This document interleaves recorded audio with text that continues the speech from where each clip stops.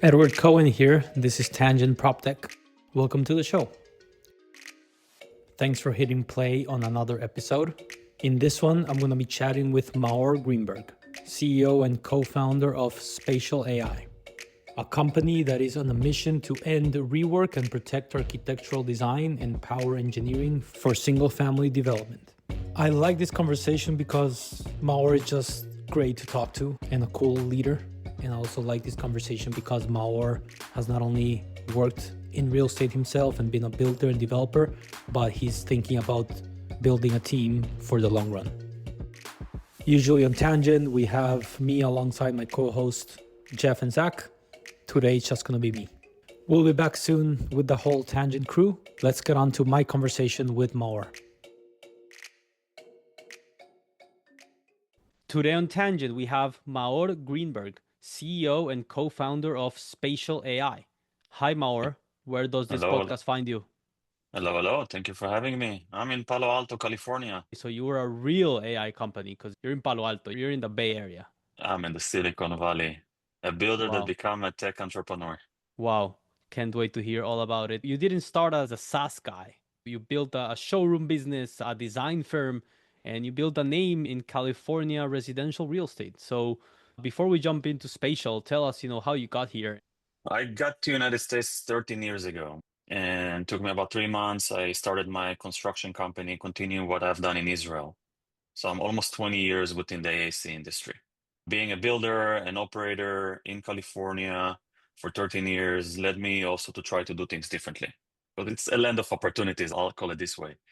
So one thing I've done is I opened a showroom that now has 3 locations across California to try to give my clients a bit more. So one-stop shop experience. You can build with us, you can get the materials with us. And then added to that, I start adding interior designers to support them, and then also an architectural team. So in some point, I had construction company, a showroom, and architectural company. And we were able to get a fully integrated experience to our clients, but control the entire process of the project, right? So we were doing the architectural in a 3D vision, taking the interior design, pushing it into the architectural package. And then when the team was building it, they had the right, I like to call it the Bible, like the perfect Bible to follow during construction. And I was able to reduce the standard EPA from 30% rework and reorder of materials all the way down to 15%. But that led me to Open Spatial. And the reason behind it is even if you control the design process, but you're missing the engineering process, you still have the same mistakes if you just work with other architects, meaning you can have an amazing vaulted ceiling designed by the architect and the engineer can miss it and you can have a flat ceiling. And as a builder, it's pushing you to delays. The schedule is completely shifting. You need to reorder the materials. You need to reorganize your crew. But you have crazy stories. Like I couldn't run ducts. I couldn't run plumbing to job sites. So that's how we become the engineering partner, to summarize it. So you were building residential properties and then you went vertical, but then you realized that you didn't go vertical enough. Exactly like that. Fascinating. And just to clarify for those in the audience that aren't sure, what is standard EPA? The standard EPA is up to 30% of every project is rework or reorder of materials.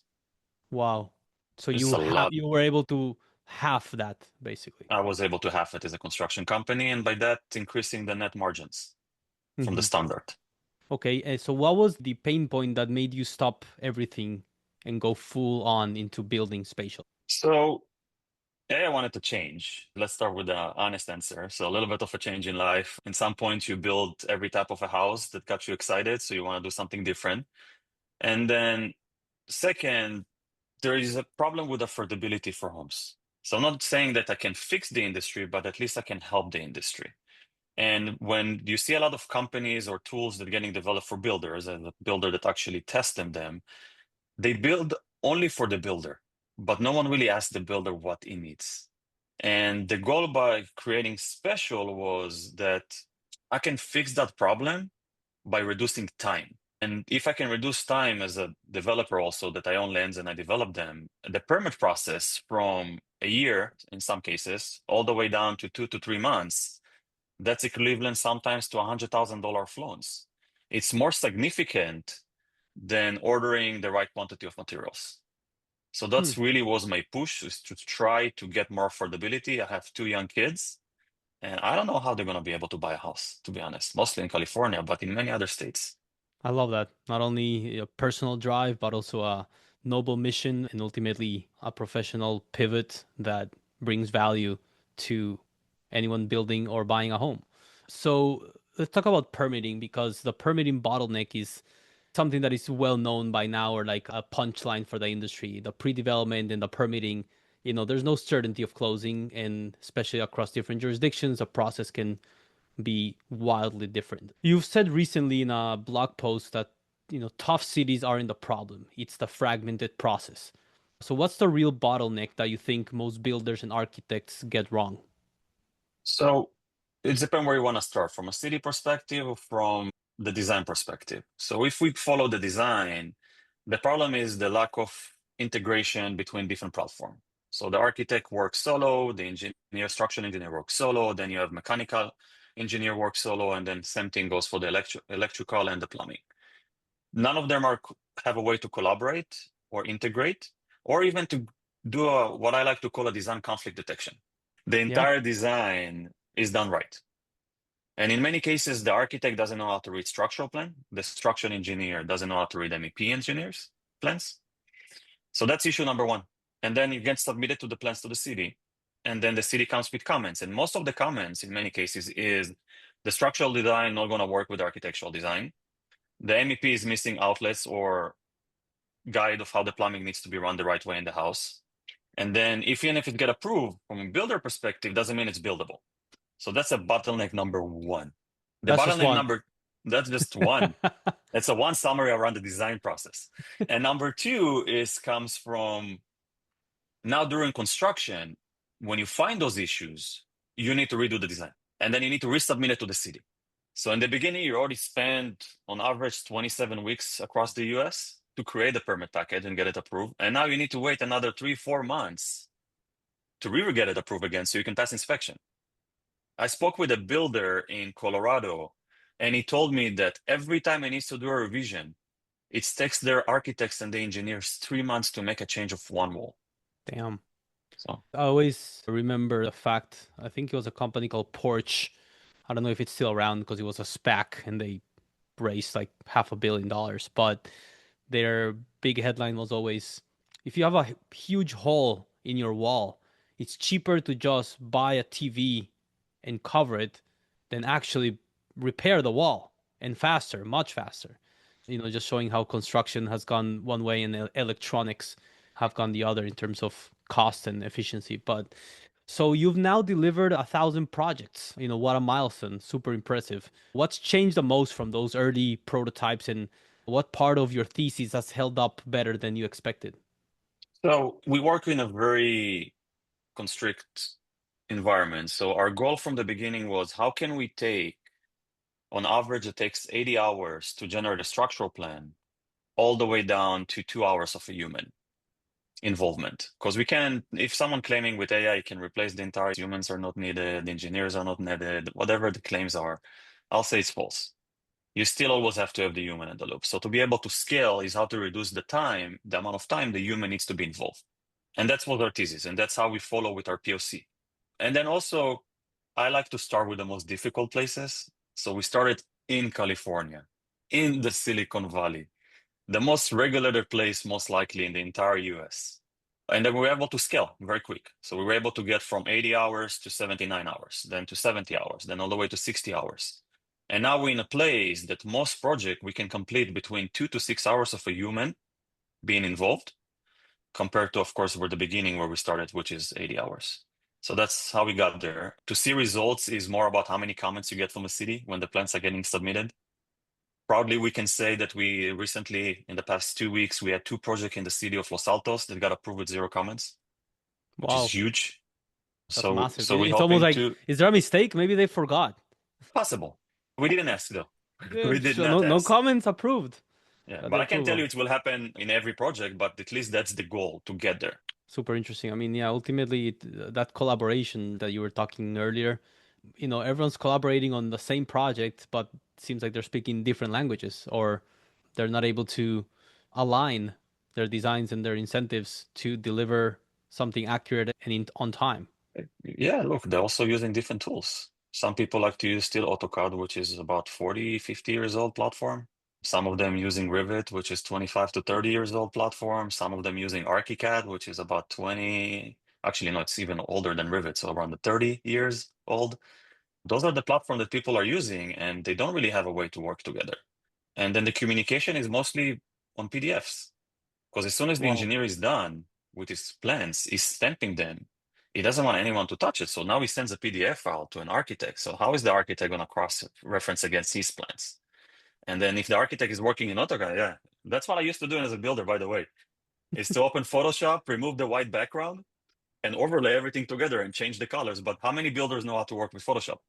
Even then, come on, it's 2025. I know we're still using Excel, and we're still going to be using Excel in another 100 years, but yeah, interesting to see that how many decades have these now legacy software solutions have been around. I tend to agree, but Huh. that's why we're here to help. I found very interesting a piece you wrote recently about the 3 engineering questions. If a firm is hiring an engineer, you suggested that they should ask a few specific questions around how they coordinate the mechanical, electrical, and plumbing, the structural, and the energy plans, and how fast they can actually deliver them, and how do they use AI. So tell us about the 3 ideal engineer answers for firms that are hiring their next engineer. Look, again, it's coming from a life experience. Even when I hired as a builder and a firm that can do the entire, I'll call it SMEP. One firm doing structural, mechanical, electrical, and plumbing, and then it's 4 different people. So you want to make sure that the person that leads the most important, which is the structural, understand to read the MEP and making sure the design follow and works together. So the same process that you have when a structural engineer designs the foundation of a house, you're usually going to request a geotechnical report. And one thing that he will do is when he's done, he will send his plans to the geotechnical engineer that will make sure that the design of the foundation follow his guidelines. So I will recommend asking the structural engineer to make sure that they're doing exactly the same thing. Are you understand MEP plans? Will you make sure that they're going to follow your design? That I'm going to be able to have a furnace or heat pump in the attic, and I'm not going to need to reframe. Do we have trusses? We don't have trusses. So it's going to be easier to the installer and things like that. That's from that perspective. So most architects today spend hours coordinating separate teams, as you were laying out for us. So how does Spatial prevent builders from being the project manager of 3 unaligned engineering firms, if you will? Okay. So we work in a bit different way. So we're trying, and we're not claiming, not trying even. We're claiming that we are not here to replace architects. But our goal is to let the architects focus on the creative part of the project, the part that they really enjoy. They're not Right. lawyers. They don't Right. like to write details. They most likely don't even like to write. They like to draw. So we're letting them focus on creating the floor plan, the elevation, the design aesthetic of the building. As soon as they give us those plans, what the AI is coming in is doing is generating first the structural plan, then it's moving to the MEP plan, but then it's running 2 scenarios of code validation and design conflict detection, meaning now the AI is there to act as a lawyer that understands how to read building codes from a legal perspective, cross versus whatever the architect made, making sure that the daylight plan is correct, the setback is correct, automating that process of the notations for them, and then doing the design conflict detection and making sure, like you said, overlaying everything together, that all the systems can run in the building. Hmm. From a builder perspective, it can join the platform and collaborate with the architect, with the homeowner again, or anyone involved in the design process in that case, and be able to comment ahead of time.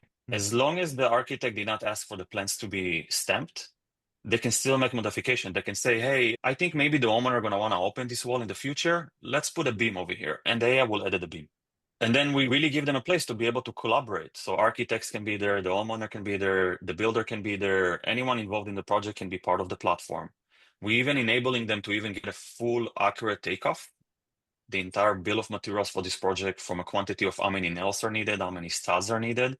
And our goal at the end is also to be able to help them source their products. So one stop shop experience, same thing as my previous companies, I will call it, but You can call it, for a more tacky word, is fully integrated platform, not one vertical or point solution.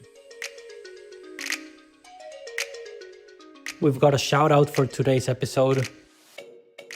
I want to highlight our recent closing of a major office building in 260 Madison by the team at AmTrustRE Real Estate. So shout out to Colin Dallas Wu and his team for acquiring this $217 million office asset in prime Manhattan. That shout out comes from our NYU Real Estate Alumni Group.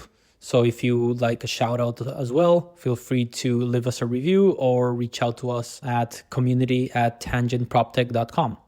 Tell us about your milestones, your closings, your major announcements, so we can tell our listeners all about what you're up to.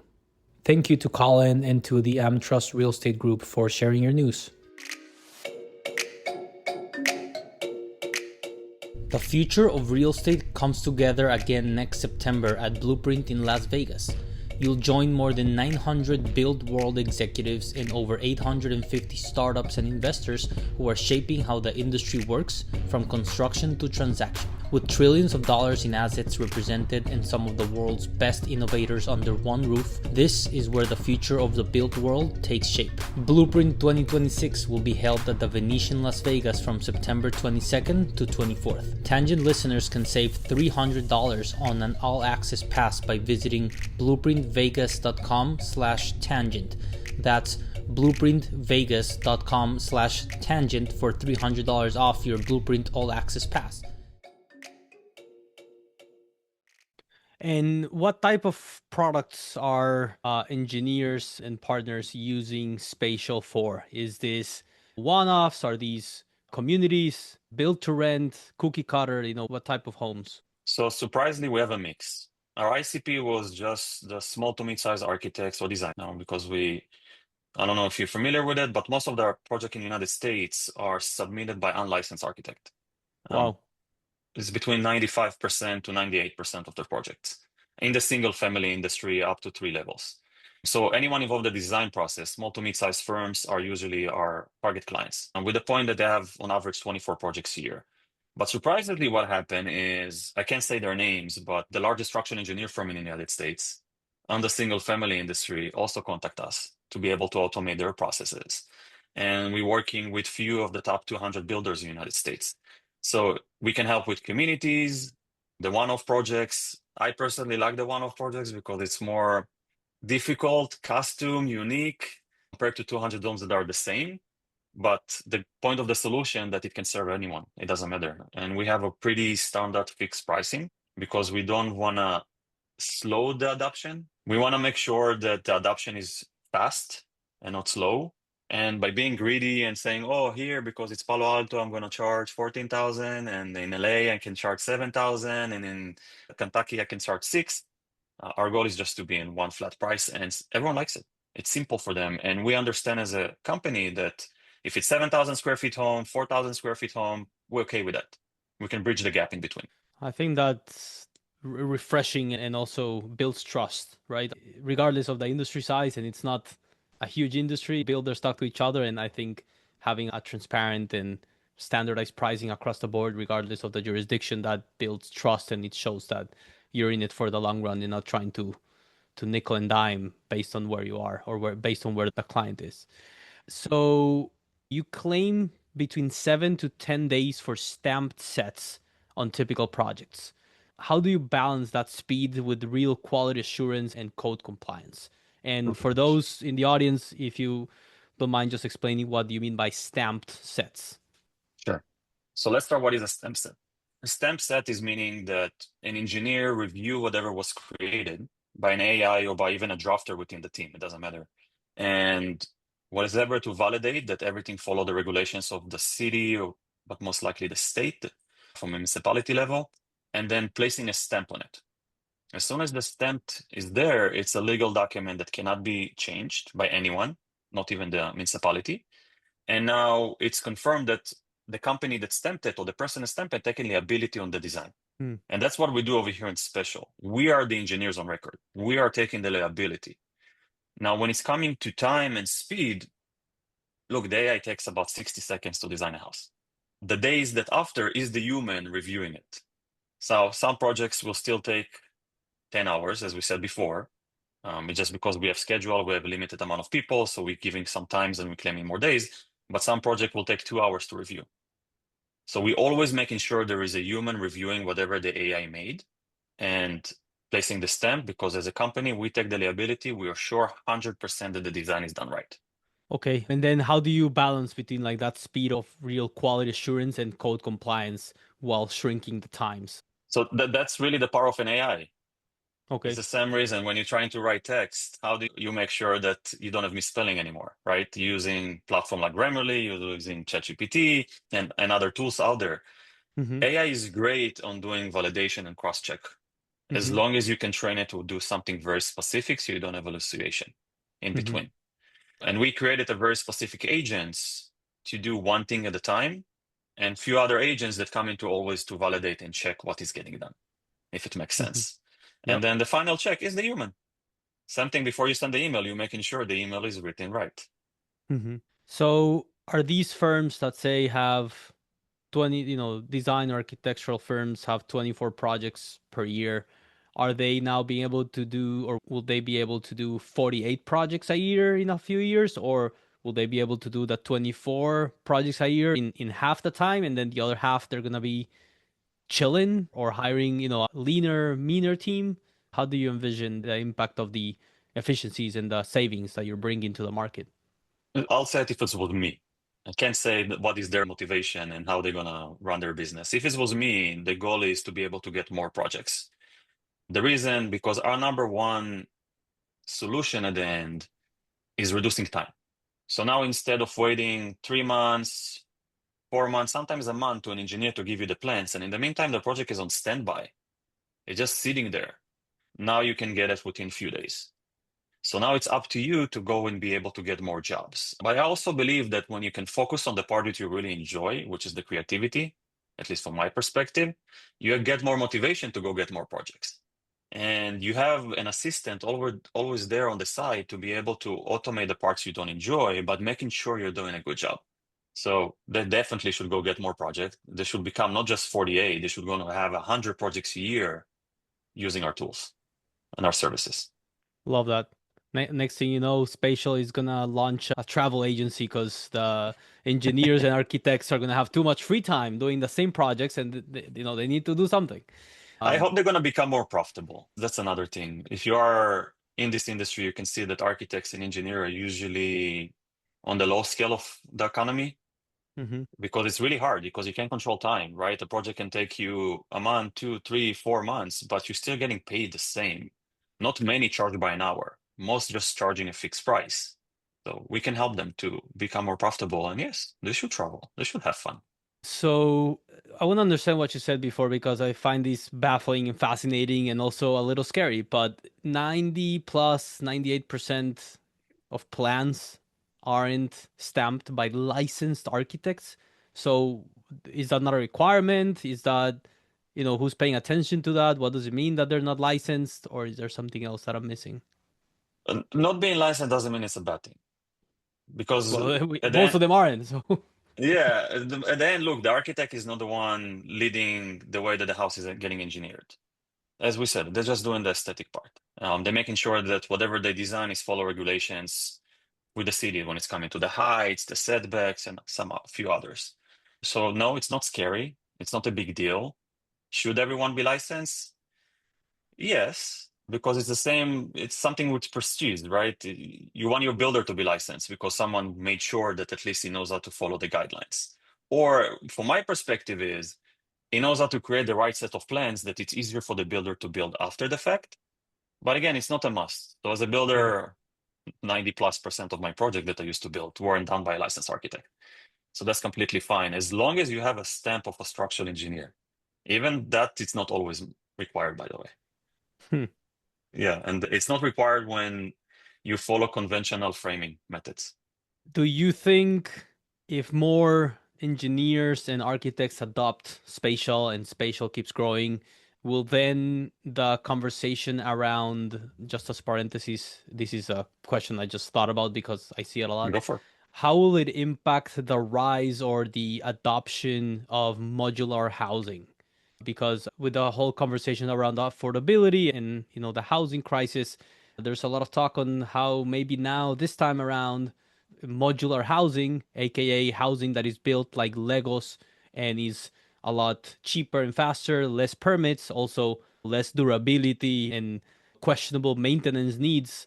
But I see the rise of a lot of new companies, and it's not something new, right? We've had modular housing for over 100 years. I saw an ad the other day of a modular housing company that was selling it in the early 20th century. But just curious if Spatial will impact demand. So I don't know if it's AI related over here, but definitely I hope so that we're going to be able to support the change in the industry. Yes, modular housing exists for more than 100 years. Actually, the beginning of Israel, every home or an apartment building was modular homes, the stack homes.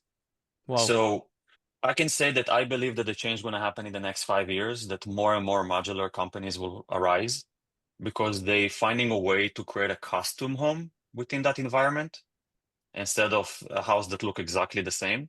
So people can customize the experience. I think it's something more mentally from people. So we are working, our first client is a custom wall panel system. Mhm. And what we experience with clients is that even if you offer them a house made of steel instead of wood, there is no drywall in the house anymore. Everything is a solid surface material. The roof is metal. It's the highest end home you can get. People will say, oh, it's a prefab. Like, it's not prefab, it's a custom wall system. It just delivered to the site. No, it's cheap. I don't want to have it. So I think it's more mentally, but the goal, let's take it back to Spatial, is if you can help the permits to be faster, the design faster, no matter what, you can get more homes to getting built. That's where we want to be. So if it's prefab, custom modular homes, or any other type of construction, we'll be there. But I definitely want to push that change that modular is the future and people should adopt it. That's how we can create affordability. We can control time during construction, not just during the permit process. Love that. Certainly didn't expect that, but it makes a lot of sense. And yeah, I mean, we're getting a lot better at this modular, at this prefab thing. And I mean, something that I was looking at, and this is more for buildings or I guess homes that have elevators, but there's certain states where the elevator lobby forbids or has negotiated with the city to not allow certain screws or certain parts of the elevator to be assembled offsite because of certain agreements. So that has made modular, or that has made, in this case, installation of the elevators a lot more expensive and lengthy, just because of this agreement that was set in place between the elevator lobbies and the governments. And yeah, it's those things that people don't even know about that are making housing more expensive for everyone. Yeah, so instead of just, we keep talking about the consumer. So not just the consumer need to change their set of mind. Also the governments need to change it. The lobbies need to change it. And then there is people out there and they should be able to afford homes. Yep. And where can they all collaborate? Spatial. Fast forward 5 years. What does a standard permitting process look like? Is it going to be more platform tools, less city confusion, like the zero comment approved projects that you mentioned, or is it something even bigger? So our goal is to become within 5 years the operating system for the industry. So we are your number one design partner from end to end. But because the tools of the code validation, design conflict detection is getting built and getting more and more knowledge base, doesn't mean the cities cannot use it. So we want to get to a point that if plans was done by Spatial, it's approved by Spatial. That's meaning it can be approved by the city. Last but not least, collaboration superpower. If you could choose one person, historic or living, to do a partnership with, who would it be? Oof, that's a tough question. It can be Look, personal, it can be professional, the collaboration, some from a people. collaboration perspective, if people gonna like it or not, I will be happy to collaborate with Elon Musk. And Okay, that we always. the reason behind that is not about the funds, it's behind around the vision. It's if you look at him, he created companies that at the end they're fully integrated. And to me, at least from the side, again, I don't know what is his mind. It seems like it's designed to have one goal, which is how he's getting to Mars, and then how Tesla and the data it was able to collect can automate the movement over there.